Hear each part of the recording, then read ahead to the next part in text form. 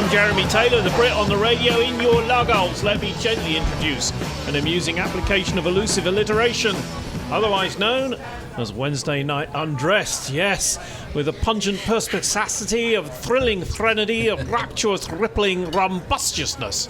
Our panel for night includes the indefatigable, the indomitable and irrefutable Kathleen Taylor. Hello. A man who was once thought lost to legend, and possibly still is. The recently resurrected Jason Springer now. JT, what's good? Hey, that marvel of female bohemian sophistication, Jane Carter. Hola, como estas? Yes, the Transylvanian Dark Lord of literature and slightly iffy pheromones, Ivo Ivanov. Was machen Sie, Herr Taylor? Ja, Ja, ja. ich spreche in Deutsch. Oh. The most interesting man in the world's smarter elder brother, the magic, Dr. Orlando. Yo.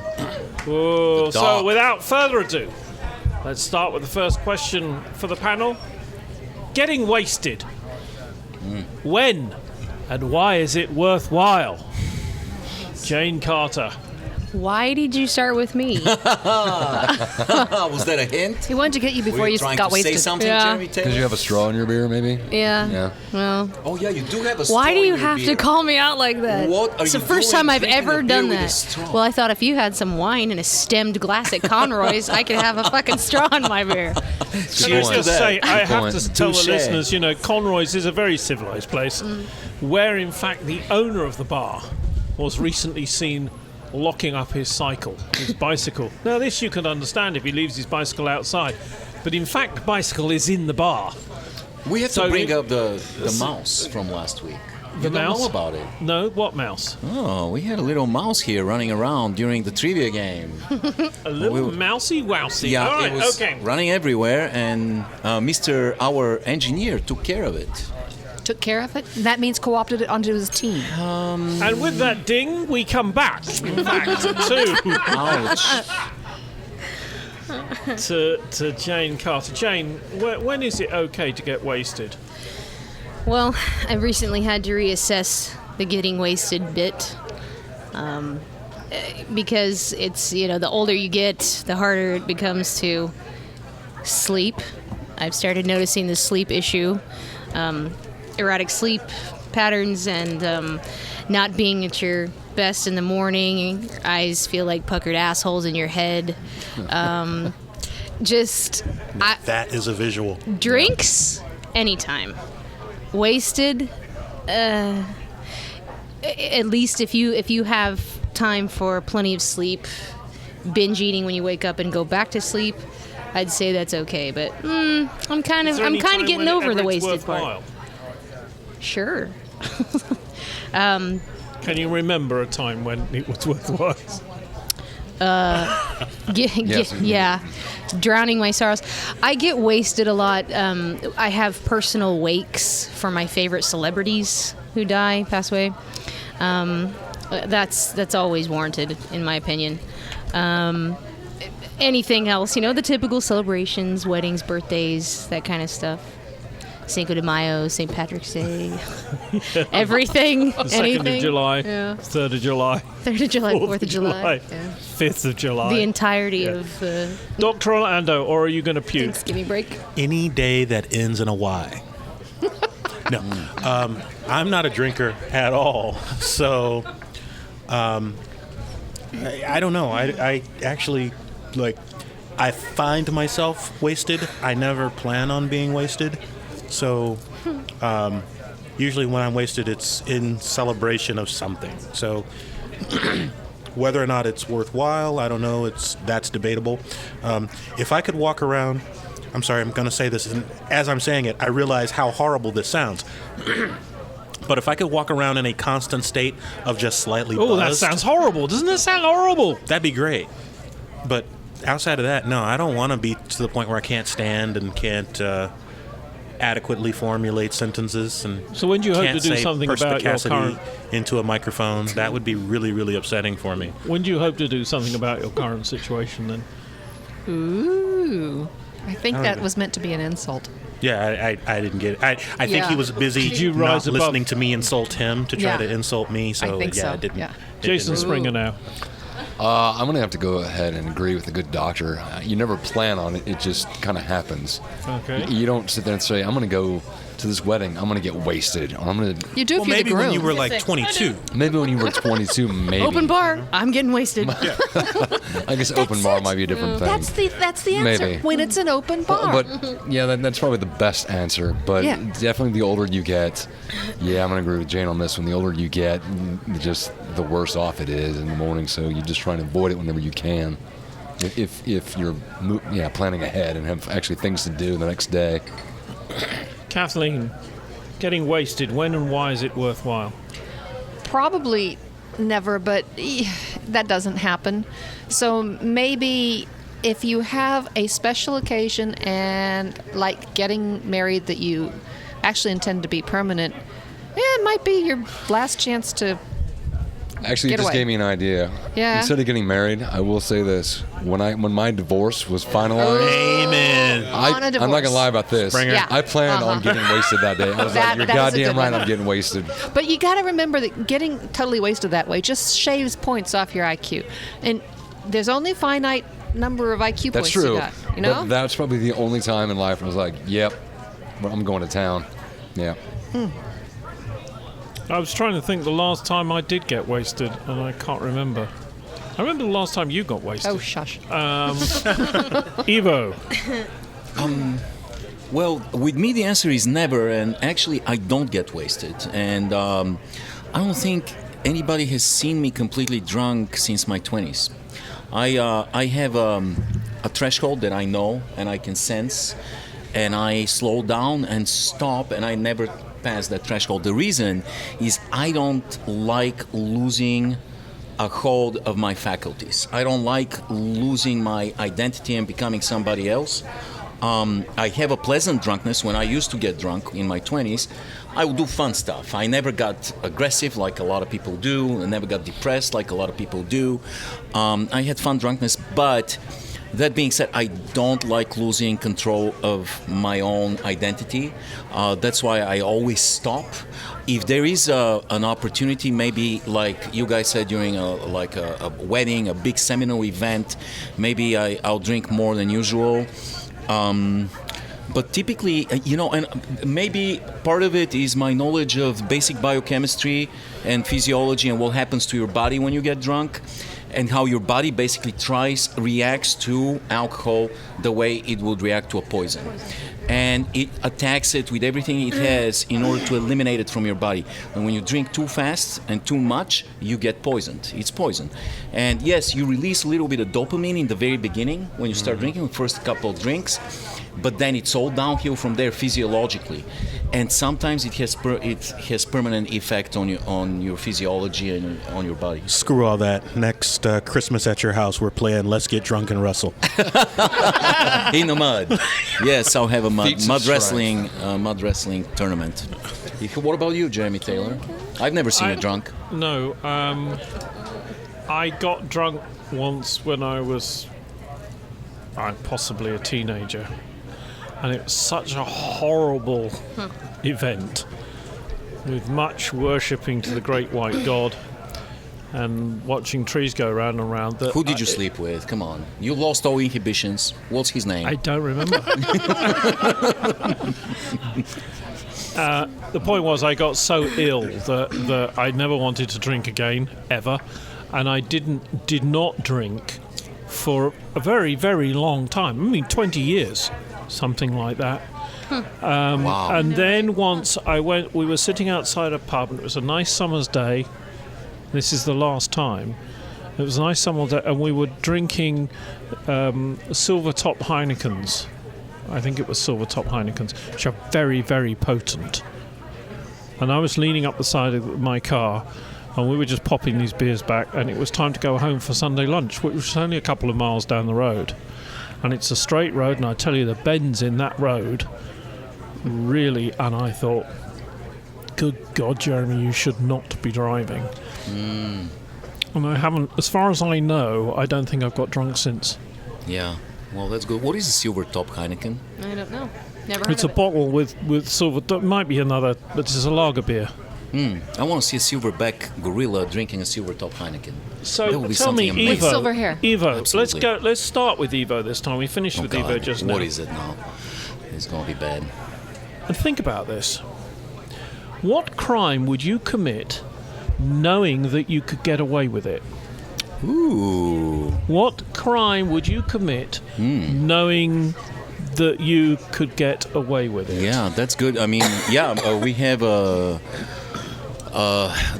Dr. Luis Orlando, who's studying to be a lawyer. He can tell us all about justifiable homicide and what was it, defensive crime, or that's a very good question. I can think of at least 5 cases. Well, let's Even hear though a I'm couple of them. Are they serious? I'm a complete pacifist. You know me. I would not hurt a freaking mouse, Mr. Rasmussen. But What about a squirrel? What about a squirrel? I would. Yeah, A squirrel I would. see. What? Yeah, that's true. Or a bat, which is a huge story that happened last week to me. And Yeah, we don't need to Yeah. do that. We broadcast that to 50,000 people the other day on the radio. yes, So, it was a big story. I'm dragging you back whether you like it or not. What crime would you commit knowing you could get away with it?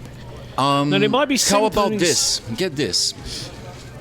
I see a kid drowning in the neighbor's pool, and there's nobody around. I jump over the fence and I save the kid. I just broke the law. I committed a crime, breaking and entering. There's a moral.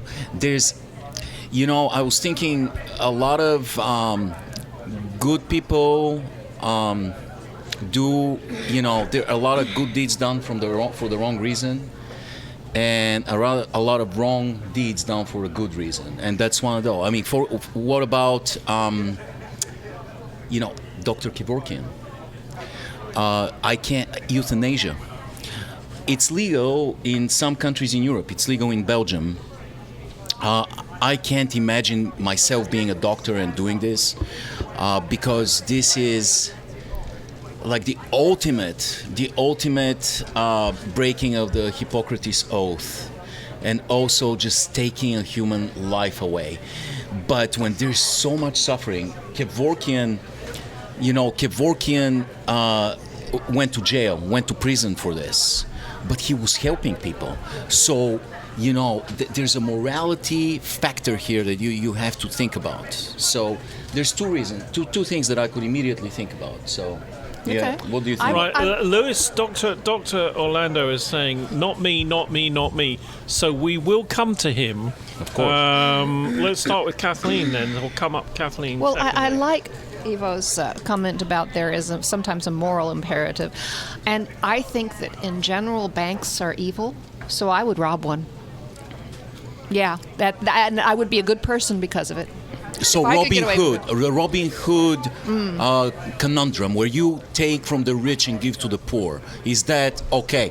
Or are you? Whoa! That's the Who Donald said anything Trump about version. giving? That's the Yes, Donald yes. Trump. You're not taking from the rich. You're taking from the government. You're not taking the people's money. You're taking the government's money. Okay. I'm gonna I will be your wingman. Well, let's not Okay. rob a bank. All right. That was my answer as well. Oh, yeah, yeah. That settles the whole moral issue. Stop 'cause I'm not hitting taking on my the wife. people's I money. keep having The to tell people's you money this. is all secure. That's all. That's fine. FDIC insured. I'm taking the government's cash. So when Well, no, the hang bank on in then. Lawrence is robbed, I encourage the. Did I take money out of your bank account? It's I only if we encourage could the get away police with it. department Did to I listen take to this money out of your podcast. bank account? If I did Just that. answer the question. Did I? I'm not sure I want you going to a bank with my wife. I think that's nearly as bad as having an affair. Too bad. Maybe we already have a plan. Jane. Just Jane. What crime would you commit if you could get away with it?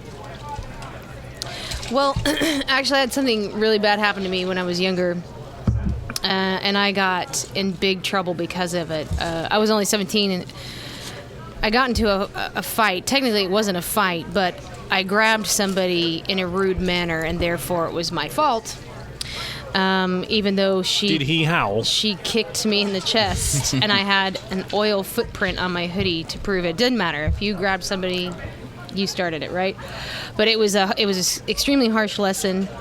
I had to court mandated anger management.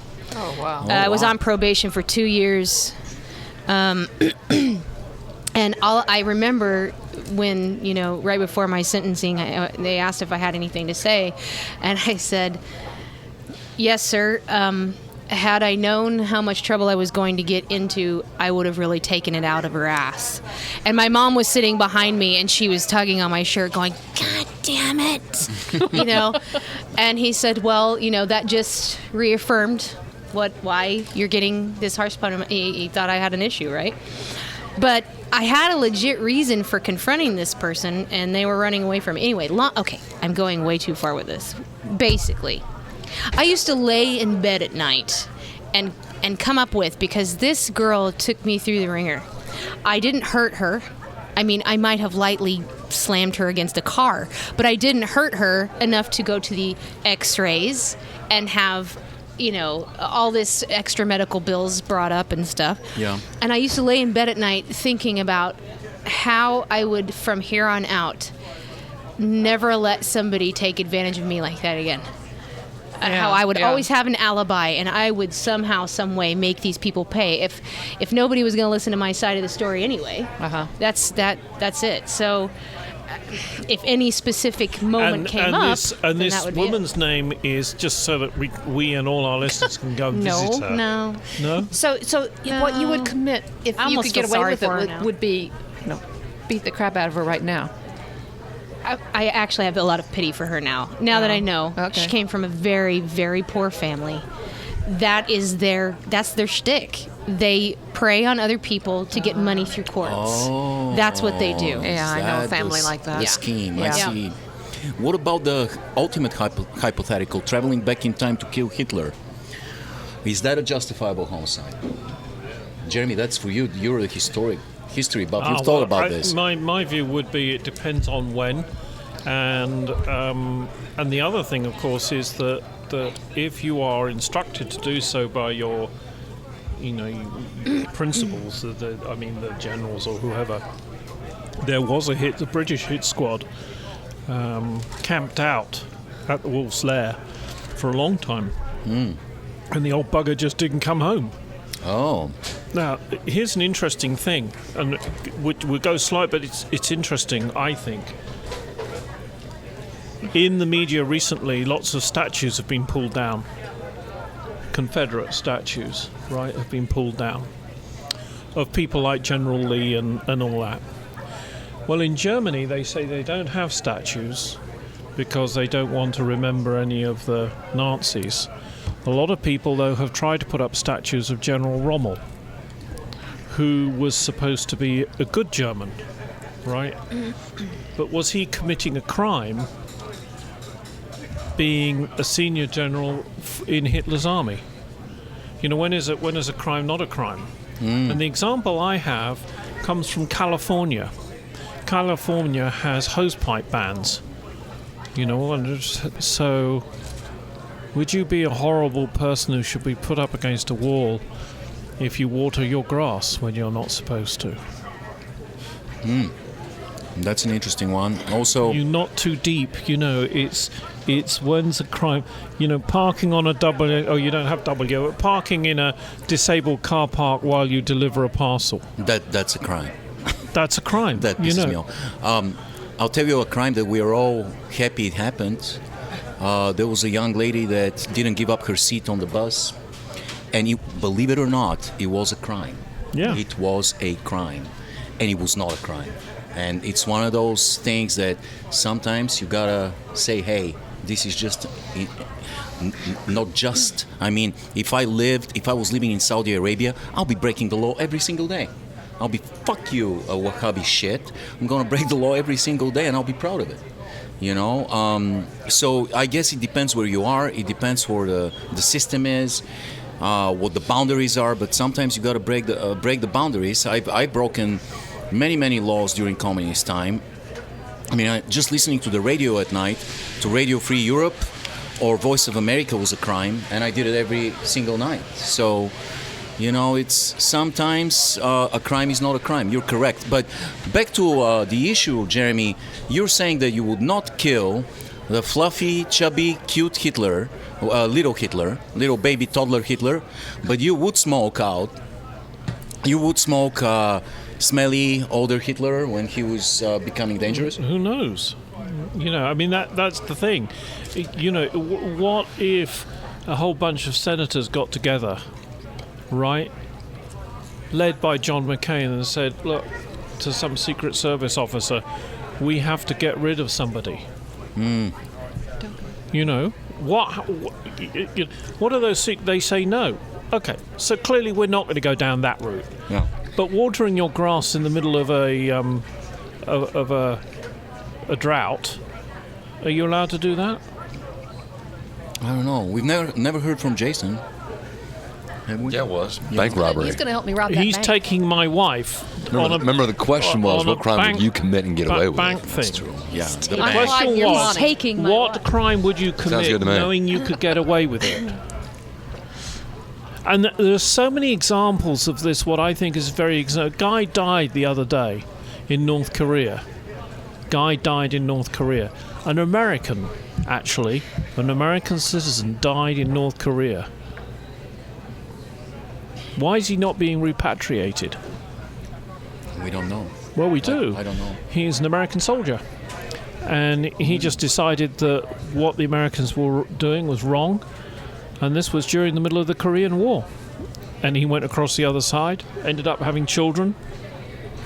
What about the guys who spied for Russia during and after the Second War? They thought they were doing the right thing. One of them worked for the Queen very closely, was a close confidant of the Queen. The band? No. The Queen. Oh. We've got off the subject, though. This what is I'm trying to get you to come up with crimes that you would commit if you think you could get away with it. I'm gonna say that I got this two-way tie going right now. I'm leaning towards genocide and being able to like camp out in the ladies' bathroom. So sort of a little bit opposite ends of the spectrum. Let's go little bit with the opposite ends of the bathroom. spectrum. I want to hear the bathroom. well, put it this way, the question is, what do you want to do that you can get away with? And I find it interesting that you all of you guys picked like altruistic or heroic crimes. Like robbing which a is bank. Not mine. Don't make the mistake Mine and think I'm wasn't going to take that heroic. money and give it away. Mine was ridiculous. I'm watering my garden. But There's no they were altruism, all man. righteous. Like you Yes. all had these Yes, righteous because- righteous explanations Oh, I for didn't why tell you I about want the various shit. murders I That's- have planned. yeah. You know. So I'm like sitting here listening to the question, like, am I wrong? Because here's what I was thinking when I read this question. I'm like, here's literally the very first thing that pops into my head. I wonder if anybody's going to say pedophilia, like, because we're talking Oh. about crime. Now, see, did you everybody say? pedophilia, because like your my God. response is exactly what I would expect. Yeah. Like if you say, I want to do this horrible thing, like. People are gonna be like people at this table. People that are listening should be upset, disturbed, Okay, dismayed. how about this? I want to stab a hooker. Is that better? That's better. All right. As far as the question goes. Okay. But I know Jason, so I know exactly how serious he is. Is anybody else disturbed? Anybody got anybody else disturbing things they want to disturbed? say? Well, by the I've fact never that he met a was- hooker. You probably have. You just don't know it. So, like, our tests have determined that is a lie. so I'm gonna take your question and I'm gonna slightly tweak it a little bit because I think it's a really interesting question. Is there any crime that you can name that you wouldn't be ashamed of being caught doing? There's too many negatives in that. Can't Is sort there it a out. crime- How about change it to be this? What crime would you not commit, knowing that you could get away with That's an even better way of saying it. Yes. it? What crime would you refuse to commit, even if you knew you could get away with it? That's a long list. Yeah. Yeah. I would not pay this bill for one. I've done. I mean, that's. Oh, yeah, I have no problem with that. We'll move on to the next question because there are so many. Would you ever kill a child? No. Well, No. Yes. unless it was my Hitler. Yes. niece. definitely. Unless it had a gun pointed at me, then I would try and kill it for self-defense, maybe. I would. Goddamn children with If guns. he was I know, already right? diagnosed with We went from psychosis. euthanasia to babies with guns. I'm not going to smother a child. Actually. One of the Toddlers most with guns. one of the most moving stories I ever heard was about a sergeant who got knocked over by a shell. Now, see, now you're going to give me all these. See, All these- and this is what's so interesting about this. There are, and he comes round and he can hear this crying, and it's a little baby, and the baby has been Jesus. badly hurt. There's no way it can survive. So you want to put it out of its misery. Puts it out of his misery. Fine, okay. Or putting another See, soldier who's see, taken a you're gut wound. missing something because You see? when you say commit a crime, knowing you can get away with it, that means you want to do this. Well, Not- because you're- not that because- you're going to commit this crime for some Altruistic Noble reason. reason, Yeah. You're not 'cause being when you noble. when you phrase it like you want to do Okay, this. because you're giving me a hard time, name a movie that you've watched more than 5 times and we'll watch again and again and again and tell us what's so special about it, Jason. Which one of the 4 answers do you want that I have? You want comedy, western, horror, or action? Yes. Comedy. Yes. Comedy would be Talladega Nights. Shake and bake. That's it. Yeah. Because for me personally, Will Ferrell, he reminds me a lot of my Uncle Bill, who passed when I was in college. And so just the way he kind of delivers lines is very similar to the way that my uncle would kind of profess comedy. And Will Ferrell always has got just a little piece of my heart. And man, he's just funny as hell. I mean, he can just say the word hello, and I just lose it. So Talladega Nights is about Ricky Bobby without Dr. doubt. Orlando. List is way too long. See, I have the same problem. My standby is Bringing Up Baby, Cary Grant and Katharine Hepburn. There is something about the way they use language in that particular era of filmmaking, combined with the physical comedy of Cary Grant and the really sort of witty, heady comedy of Katharine Hepburn. That is one of my favorite movies. She was of all very time. yah, wasn't she? Yeah, She was very yah. very yah. Yah. Yeah. Yah. Right. Good. Upper class. Yah was a word for cool back in This the was day. back before TV, right? Right. Okay. Yeah. Crazy elitist. Dr. Evo. Oh man, that's a good question. I just like Jason and Lou. I have a lot. I also love the Baby Jesus movie. I love a lot of. I like the movie. I like movies that reveal themselves little by little, that are loaded with rich, voluptuous, multi-layered metaphors that I can watch over and over again and decipher. You're talking about The Waterboy right now, right? Absolutely. Waterboy, by the way, one of the funniest movies ever. Yeah. Play your football. Little girls Bobby are the Boucher. devil. Little girls Or are the devil, Bobby Pride and Boucher. Prejudice and Zombies. How about? But there's one movie. There's a lot like The Wall. I love watching The Wall over and over again. Brazil, the great Terry Gilliam movie. There's one movie that I cannot stop watching, and I have it. I own it for 20 years now, and I keep watching it and discover new things. And it's a German movie. Maybe I should say West German movie because it was made in 1987. I watched it on big screen maybe 50 times when it was on big screen, over and over again. It's called Wings of Desire, and it's made by the great Wim Wenders. This movie is about everything. You have to sit down alone, watch it extremely carefully. It's about everything you can imagine. It's the most existential piece of art of our age. It's about life and death and love and war and everything, but most of all about choice. About the choice to contemplate life, which you can do very conveniently, and maybe 90% of the world does that.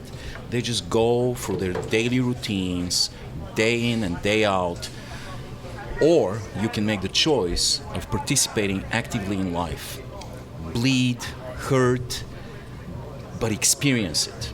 And so this is a movie that it was a sacrilege when Hollywood decided to grab it, armed with a pair of blue eyes in Nicolas Cage and Meg Ryan, and remake it as a horrible rom-com called City of Angels. Horrible. They actually horrible. have 4 blue eyes between them, not just 2.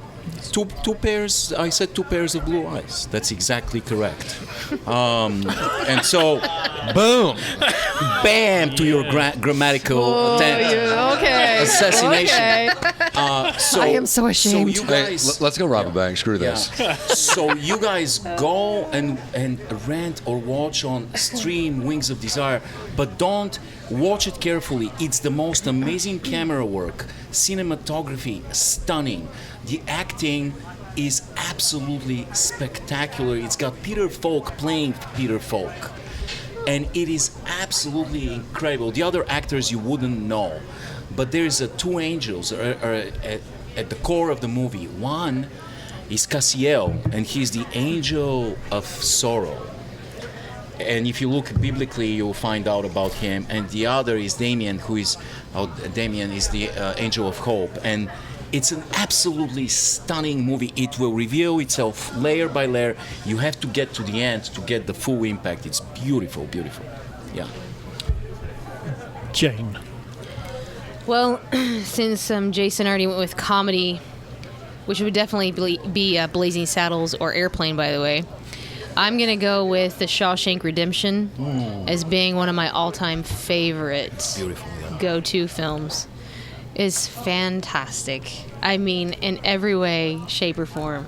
I just remember watching it for the first time, and my mouth just dropped. I was like, holy shit, what a great twist. What a great ending.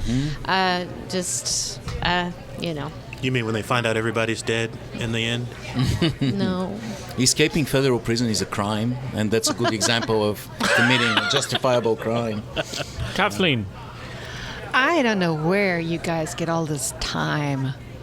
You didn't have to bring up little kids or something. You just... Who finds the time to sit down and watch a movie of your own choice? This is a luxury, okay? I've known your type. choice. Very, very few people, by the way, Yeah. have this opinion. Like, everybody loves movies. Except Oh, I don't mind loving movies.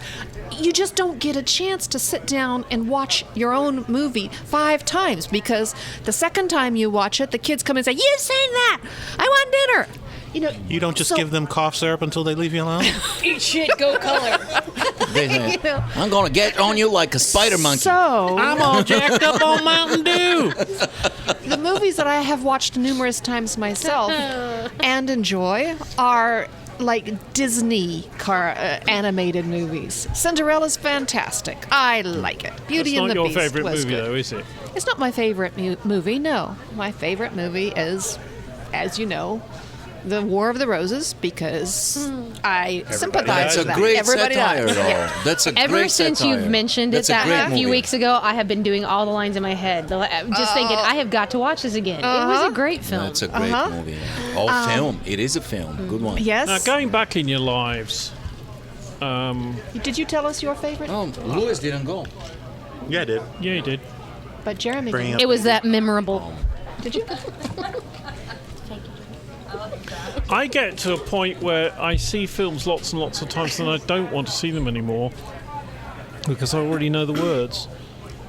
And so films like Wonderful Life, I can watch easily. But then I do find sometimes it upsets me. But that's not the question. It's I had the experience just the other day of introducing my mother-in-law and her husband to The Highlander.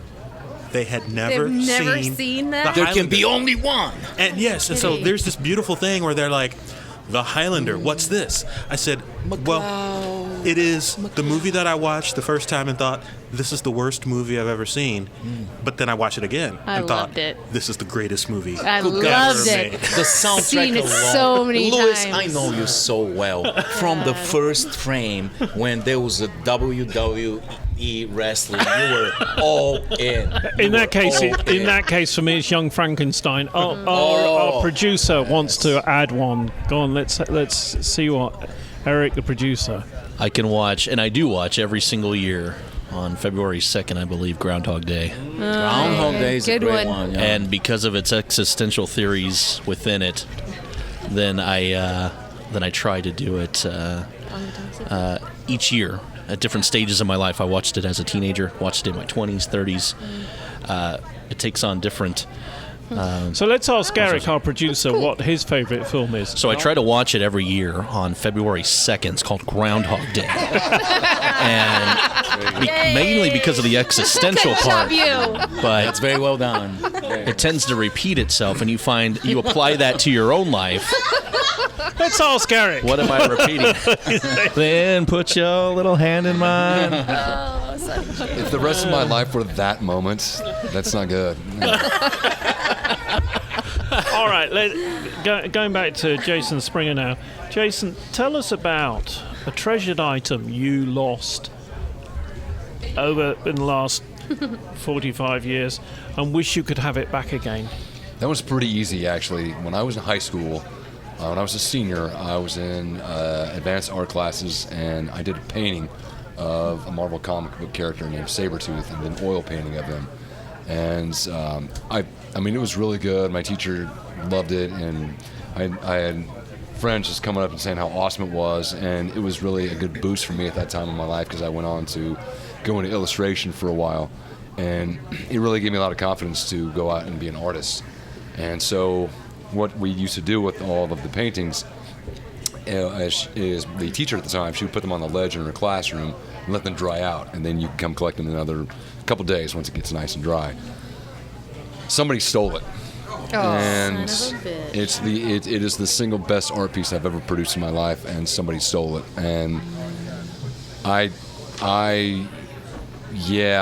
go back to that. What crime would you commit? Yeah, I was gonna say the crime and the treasure is intertwined.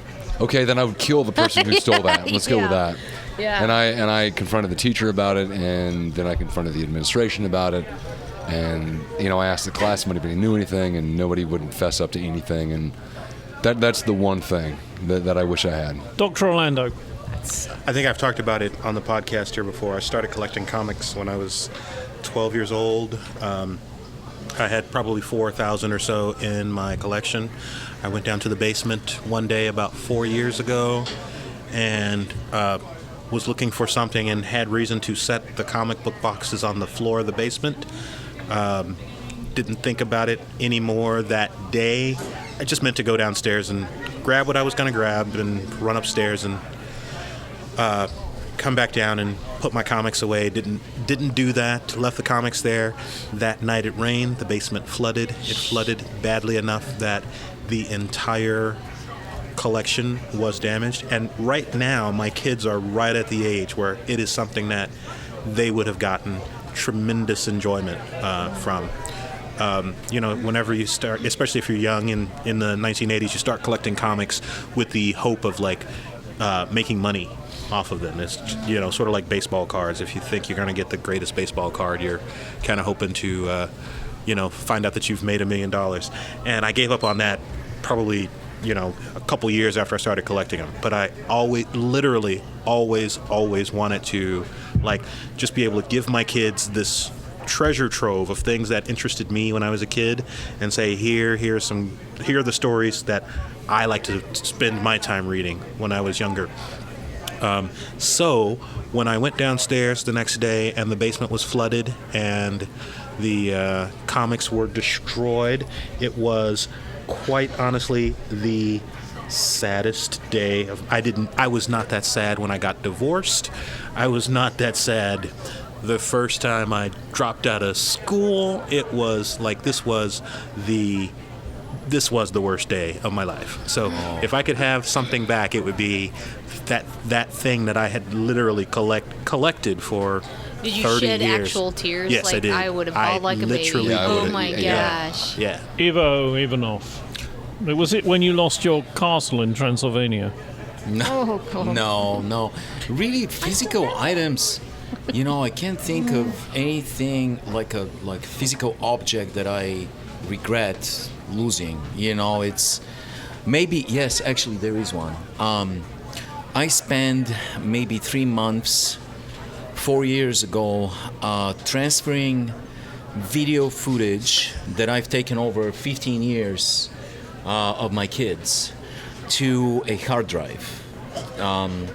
So When did this happen? It was a G5. I have a G5 tower, and I spent 3 months painstakingly just going over so much footage. It was the cutest thing. It was my kids when they were toddlers and babies, and just so much valuable footage. Hours and hours and hours. And then the last minute, when I transferred the last minute, the entire hard drive crashed. And I've been unable to start this hard drive for 4 years. So I think it's completely dead. So this is truly was devastating to me, because I have the tapes, but I don't know if I'll ever have 3 months again to transfer all that stuff. So You've got to watch out with tapes. yeah. I neglected to change over from tape to digital Yeah. for too long on one of mine, and I lost a very Substantial. No, footage. that wasn't the biggest. The biggest loss was when I made sure I still had that video, Yeah. and then accidentally left it in the machine, and one of the boys taped over it. So, Yes. Kathleen, is that your greatest? No, the thing I thought about losing was a guitar. Believe it or not, as a teenager, I received a guitar for Christmas one year. It was Yeah. biggest present I'd ever had, and I liked it. I never got very good at it, but I enjoyed strumming on the thing. And then when I went off to college and my younger brothers were left at home, they used my guitar to learn on, and it suddenly became their guitar, and one of them has it now, and I'll never get it back. And I just, it's not right. Which brother? If you don't shoot him in remember his which one guitar has it. playing hand, Well, yeah. See, there's the crime you want to commit. Yeah. Just shoot his Oh, hand. we'll get that guitar back. That's yes. You know, I have a story that involves Jeremy Taylor about a very valuable lost item. My son was 5 years old, and he had an inflatable Santa at Christmas time, and some idiot came at night and stole the inflatable Santa, and my son was devastated. He was crying tears. And I had the Saturday show that Saturday with Jeremy, and I told him the story, and he said, "You know what, I can't replace the Santa, but here's a present for your son." And he gave me this incredible truck, like a trophy car that was absolutely incredible. It was a fire truck. And he said, "See if maybe that will help him deal with the lost Santa." And I took it to my son, and he suddenly, lit up, and he forgot all about Santa. So thank you, Jeremy Taylor, for your big heart. What I kind don't of sick remember son of a that. bitch steals Santa? One who has a big So, inflatable sleigh. Wait. and wants Did you to want put that him on. back? Yeah. Did you want that bag? And I didn't know you wanted that bag. Maybe. Jane, tell us about a treasured item you've lost and wish you could have back. I had two. One was also a guitar. I had to pawn a 1967 Mustang Strat when I was a single parent, and I had just started lessons and everything, and my dad bought it for me, and I had no choice because I was behind so far, and I had to pawn it. That was the first one, but my biggest one also is related to my dad. My dad had this amazing coin collection. I was probably about a sophomore when it was gone forever, but I do remember a couple of the coins. One was a colonial. It was dated in colonial America. He had several Civil War. Anyway, what happened was when my dad left, I had this coin collection, and my mother found it. And because my father left us for a cocaine habit and wouldn't pay for anything, she pawned his coin collection.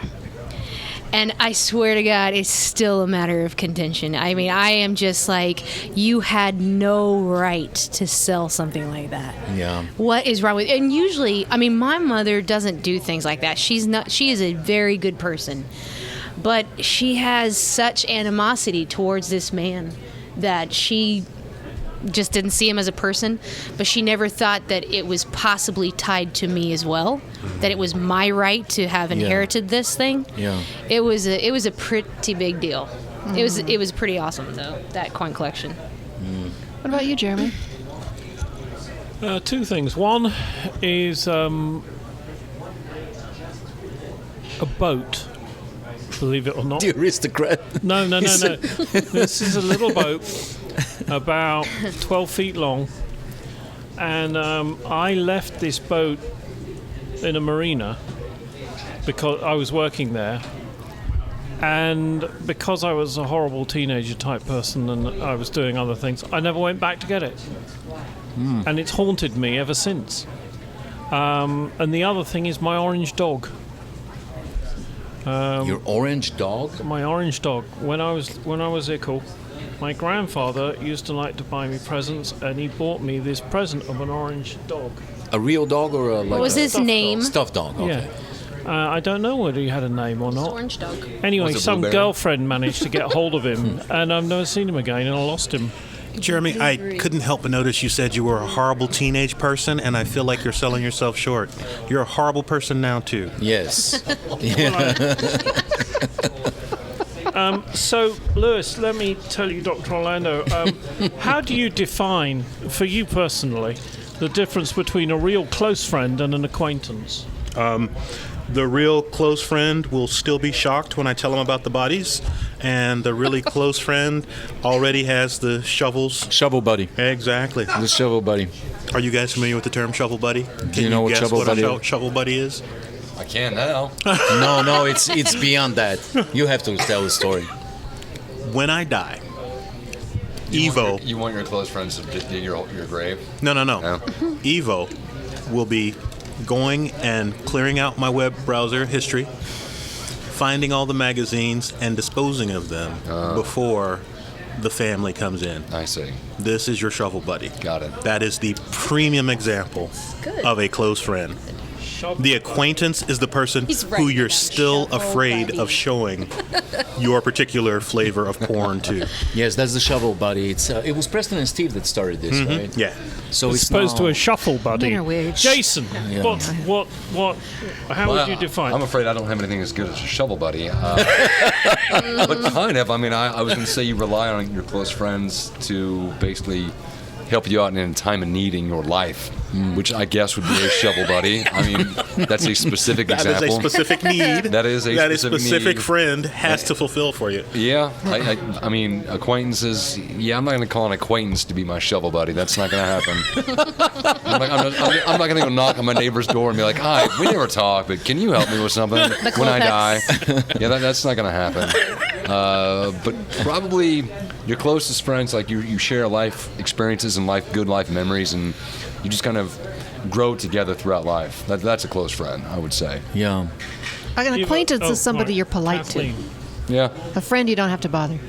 yeah. I don't have No, to. Be you polite can to my tell your friend. friends, you are Fuck a terrible off. person. Yeah. Yeah. Or you have a horrible. Or I'm like, just having a bad day. Shut And up. you're leave like, me alone. I know. You have a horrible hair sticking out of your nose. It's like somebody you can rely on to tell you that kind of Oh, stuff. not right? again. No. Yeah. Like the scene in Deadshot, or God damn it, Deadpool. thank you, Deadpool. Deadshot is the DC version.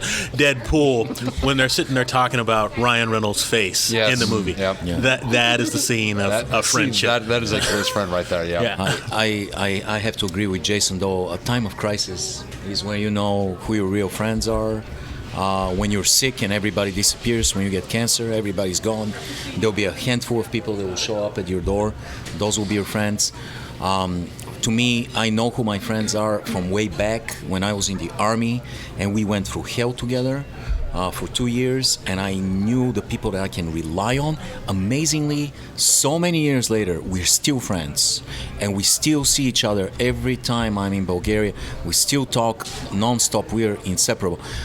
Great friend like Lewis, like Jason, people that we've been in trouble together. And Neil, I mean, you guys, we have right now Brennan walking through, and he just was in terrible time of crisis. On the other side, I mean, he was in Vancouver, in British Columbia, and he discovered friends that he just told me he's going to be friends with them for the rest of his life because he was in terrible situation, and they came through and helped him. And so this is when you know who is an acquaintance and who is a friend. That was nobody here at this table that Yeah. came and helped you out, Brennan, right? Yeah. No, you guys all just sat on your asses here. Jane. Well, yeah, everything that everybody said is really correct, but from a female perspective, I see my female friends and my guy friends in two totally different lights. Why? Female friends are always kept at arm's length unless they have somehow broken through the circle of trust. Women, no offense, I don't mean to gender type, but they are dramatic. They're quick to attack. They are quick to condemn and pull down, and just they have to seem to revolve around some drama that is not necessary. Or a guy. And the other spectrum, you know, a guy, again, I'm sure I'm gender typing, they just tell you why they're pissed. They lay it out on the table and it's done. You have a conversation or you have your little argument or fight and it's over with. There's no guessing. It is straightforward. There's no subtle messages and all that stuff. So I can honestly say I probably have 3, maybe 4, what I would call a true friend females. They've I broken have, yeah, through the circle of yes. trust. And there, It is you know, tougher. Are with these women, men yeah. with boobs? no moobs. No moobs. These are. Nope. No. So 3 or 4 female friends, and you have male friends as well that you can I have a lot rely more on. true male friends than I do female friends. Interesting. But I do have to say, here's a good, I would say a good indicator. The person that you can disconnect with for years and years, and then all of a sudden you come back and you just pick up.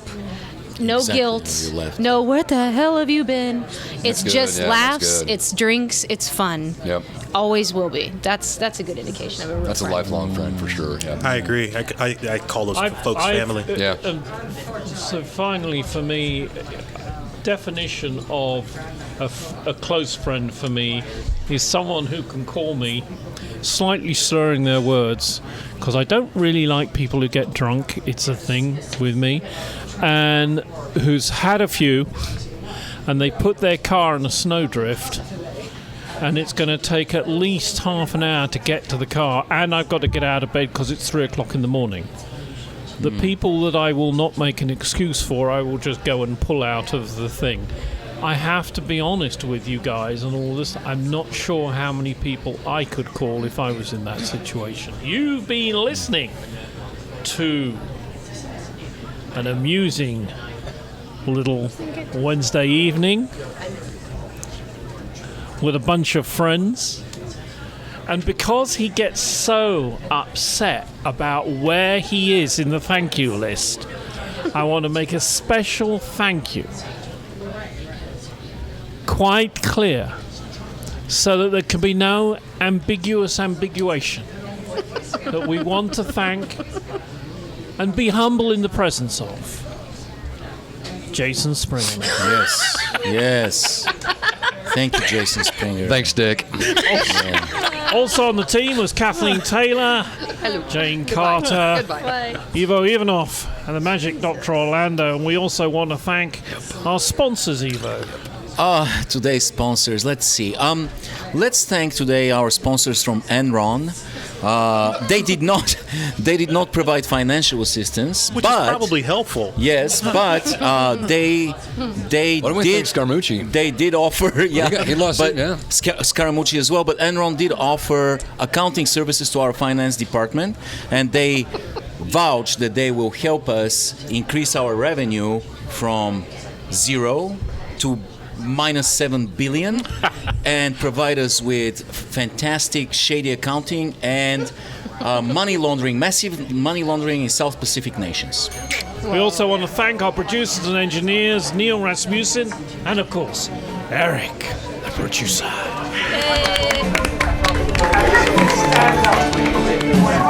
Hey.